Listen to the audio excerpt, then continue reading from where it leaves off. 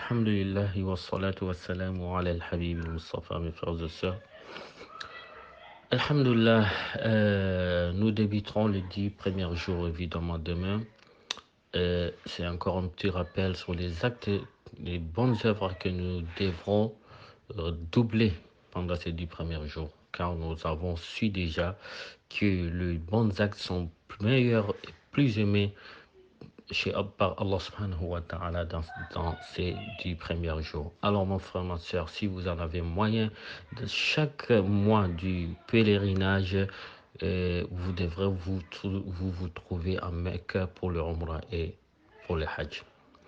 Accomplissez chaque année si vous en avez besoin vraiment. Car dans ce bas monde, nous ne savons jamais quand est-ce que nous le quitterons. Quand est-ce que la mort nous viendra. Alors, celui qui a la moyen, je vous conseille quand même de faire le Umrah et le Hajj chaque année pendant ces 10 premiers jours. Sauf si, sauf si vous n'avez pas pu aller, car souvent il y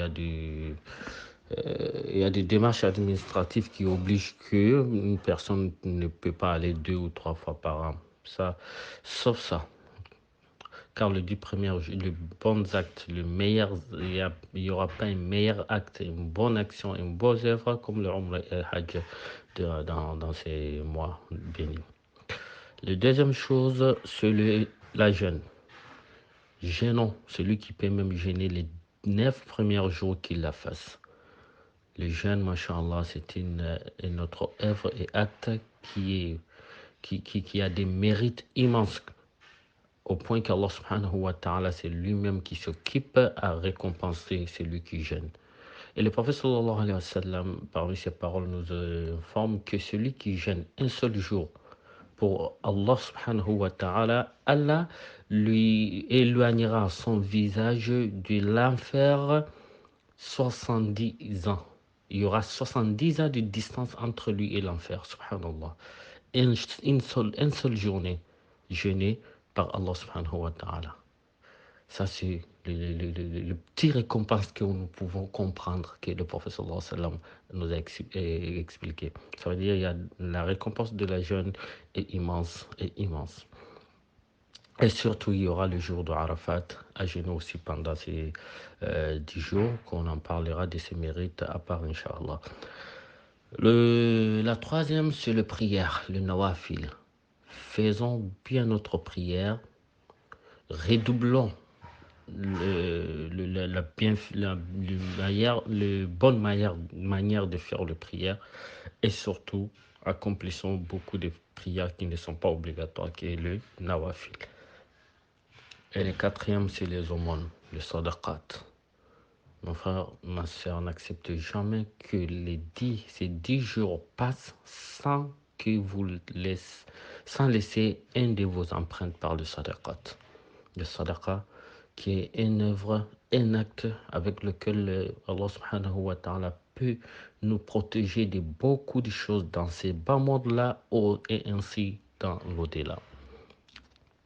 Les mérites des sadaqa, on ne peut pas tout dire même dans une journée, surtout dans quelques secondes. Alors, faites tout votre possibilité pour faire des sadaqat pendant ces 10 premiers jours. Et la cinquième et dernière, c'est de ne pas oublier de répéter l'Allahu Akbar, Alhamdulillah, la ilaha illallah. C'est 3 rappels. N'oublions pas, comme nous avons déjà souligné, à le répéter. Il faut que dans nos maisons, dans un foyer musulman, que tout le monde sache qu'on est dans les 10 premiers jours de Dhul-Hijjah. Et que c'est un mois vraiment qui doit laisser sa trace. C'est un mois qui doit, ces 10 jours-là dans la vie des musulmans doit être visible. Il faut qu'il y ait un signe, il faut qu'il y ait